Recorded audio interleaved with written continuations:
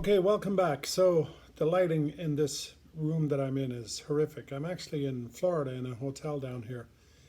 And listen, I'm not a big fan of AI at all, but I have learned to utilize it. I mean, let's face it, Siri was a sort of an AI, right? And now we've progressed past that. I use ChatGPT a lot. Obviously, I use Grok. I'm a big fan of Grok. But I had some thoughts the other day about Tesla and the whole experience and the company and some of my personal experience. And I plugged it into this app called Nvidio.ai. And honestly, you're going to tell me at the end of the video, but I was quite impressed with what it spit out. Now, the video and the images don't necessarily match all the dialogue, especially when it comes to Tesla and stuff, but I thought it did a pretty good job.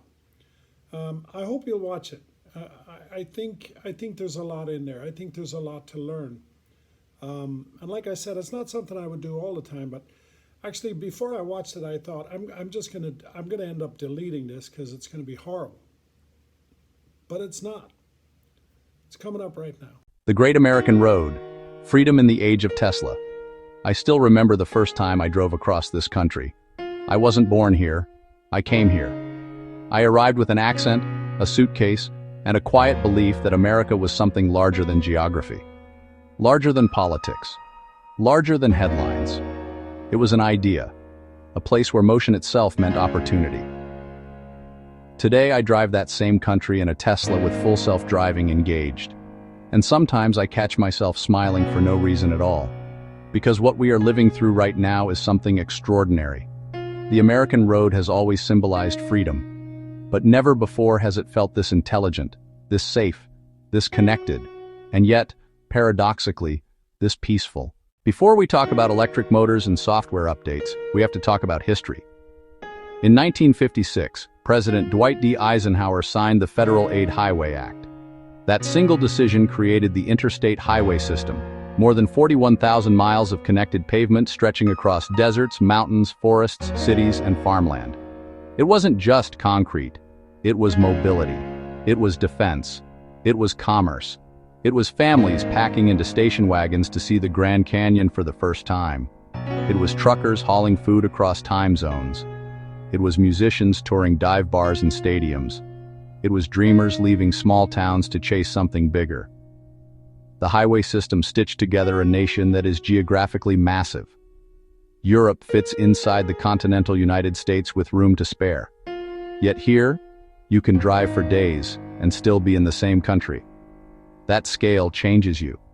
And when you combine that scale with modern technology and when you combine it with a Tesla equipped with full self-driving, something magical happens. When I activate full self-driving in my Tesla, I'm not surrendering control. I'm collaborating with the future.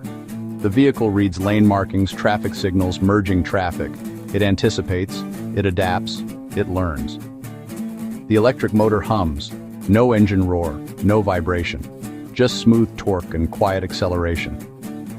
I think about the early American highways filled with carburetors and manual transmissions. I think about families with paper maps unfolded across dashboards. Now, my Tesla calculates routes in real time, reroutes around traffic, identifies superchargers, estimates arrival state of charge down to the percentage point. This isn't just convenience. It's a redefinition of travel. People still ask me, but what about charging? Doesn't it take too long? And I smile. Because that question reveals something deeper about our culture. We are addicted to speed. We believe that shaving 15 minutes off a drive somehow adds 15 minutes to our lives. But life is not a spreadsheet. When I stop at a supercharger for 20 minutes, I stretch. I walk, I grab a coffee, I notice the sky. I talk to another Tesla owner, I breathe. The charging infrastructure today is phenomenal. Reliable, widespread, constantly expanding. What used to feel experimental now feels routine. And those pauses? They are not interruptions. They are invitations. Slow down. Look around. You are alive in the most powerful country on Earth, connected by the most expansive highway system ever built, driving one of the most advanced vehicles ever produced. Why rush? There is something spiritual about driving through America. The rolling hills of Tennessee, the red rock deserts of Arizona, the endless plains of Kansas, the towering pines of the Pacific Northwest, the coastal highways of California, the snowy mountain passes of Colorado, the humid, moss-draped South. Every mile tells a different story. Every exit sign is a new possibility. And when full self-driving handles the micro-decisions, lane changes, stop-and-go traffic, complex interchanges, your mind is freed to absorb the macro experience. You're not fighting the drive. You're experiencing it. You're not tense. You're present. One of my favorite realizations happened on a long highway stretch somewhere between two states. I looked around at the traffic. Pickup trucks, minivans, motorcycles, luxury sedans, delivery vans, old beat-up work trucks, brand new SUVs. Inside those vehicles, millions of stories, different races, different religions, different political parties, different education levels, different incomes. Some people headed to job interviews, some heading to weddings, some visiting sick parents, some taking their first vacation in years, some driving home from night shifts, some chasing business deals, some just wandering. And do you know what struck me? Nobody was judging anybody. Nobody knew each other. Every single person just wanted to arrive safely. That's it. On the highway, we are equalized by vulnerability and momentum. We are all trusting the same system, the same lines painted on asphalt, the same traffic signals, the same physics. And increasingly, we are trusting intelligent systems like Tesla's full self-driving to assist us in that journey. Safety is underrated as a form of freedom. When you feel safe, your body relaxes. When your body relaxes, your mind opens. Tesla's active safety features, collision avoidance, lane keeping, adaptive cruise control, automatic braking, act like a guardian in the background. Is it perfect? No system is. But statistically, Tesla vehicles operating with autopilot engaged have reported fewer accidents per mile compared to national averages. That matters, because when you know your car is constantly scanning, calculating, watching blind spots and cross traffic, something changes inside you. You're less fatigued, you're less reactive, you're less stressed, and that reduction in stress compounds over thousands of miles. Safety doesn't restrict freedom, it amplifies it. When I first came to America, I didn't fully grasp its scale. On a map, it looks large. On the ground, it feels infinite. Becoming an American citizen wasn't just paperwork, it was emotional. It was standing in a courtroom, raising my hand, and pledging allegiance to an idea. Not perfection, but possibility. And when I drive across this country now with my Tesla guiding itself down a perfectly engineered interstate, I feel something deeper than convenience. I feel gratitude. This nation built roads across deserts and mountains before most countries had reliable rail. This nation built a highway system so vast that you can leave the Atlantic Ocean and reach the Pacific without stopping at a border. This nation built the companies that are now redefining mobility. That's not luck. That's ambition. Some people fear automation. They worry that self-driving technology removes the joy of driving. But here's the truth.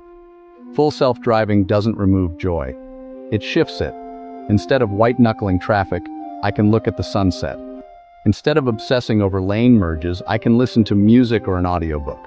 Instead of arriving exhausted, I arrive energized. It becomes less about operating machinery and more about experiencing geography.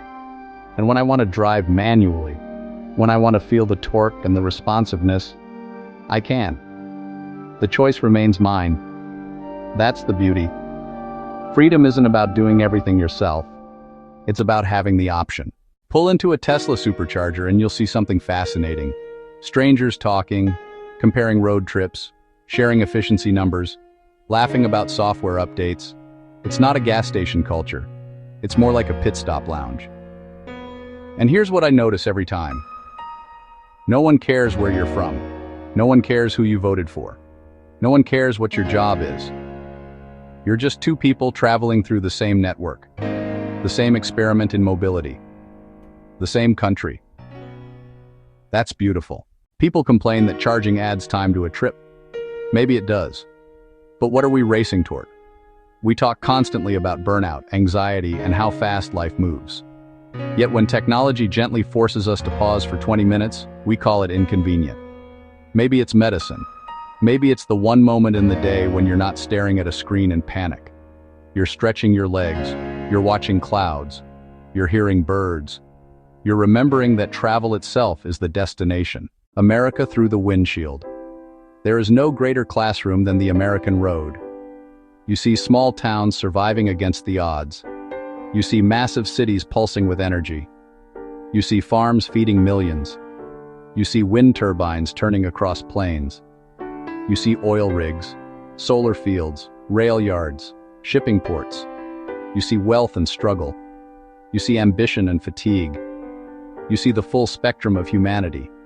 And all of it connected by asphalt laid decades ago by visionaries who believed mobility was power. What fascinates me most is that the highway system isn't just infrastructure. It's a living organism. Every second, millions of vehicles move like blood cells through arteries. Goods flow, people flow, ideas flow, and now data flows too. Tesla's communicating with servers. Navigation systems rerouting around congestion. Real-time updates adjusting efficiency. The road is no longer static, it's dynamic. And we are living at the intersection of physical infrastructure built in the 1950s and digital intelligence built in the 2020s. That intersection feels historic. Why, I believe. This is the most beautiful country on earth. Beauty isn't just mountains and oceans. It's possibility. It's the fact that you can wake up in a small town and drive to a coastline you've never seen before. It's the fact that your neighbor on the highway might disagree with you politically but still merges politely. It's the fact that millions of people with wildly different backgrounds coexist within one transportation network peacefully every day. That's not chaos. That's coordination. And coordination at this scale is stunning. If you're watching this right now and you've been hesitant to explore, I'm telling you, get out there. Drive, take a weekend, take a week, point your Tesla towards somewhere you've never been. Trust the navigation, trust the charging network, trust the roads built before you were born. Let full self-driving handle the monotony. Let yourself absorb the wonder, because at the very minimum you owe it to yourself to experience the country you live in, or the country you chose. I don't say that lightly. We are lucky. Lucky to have infrastructure that works.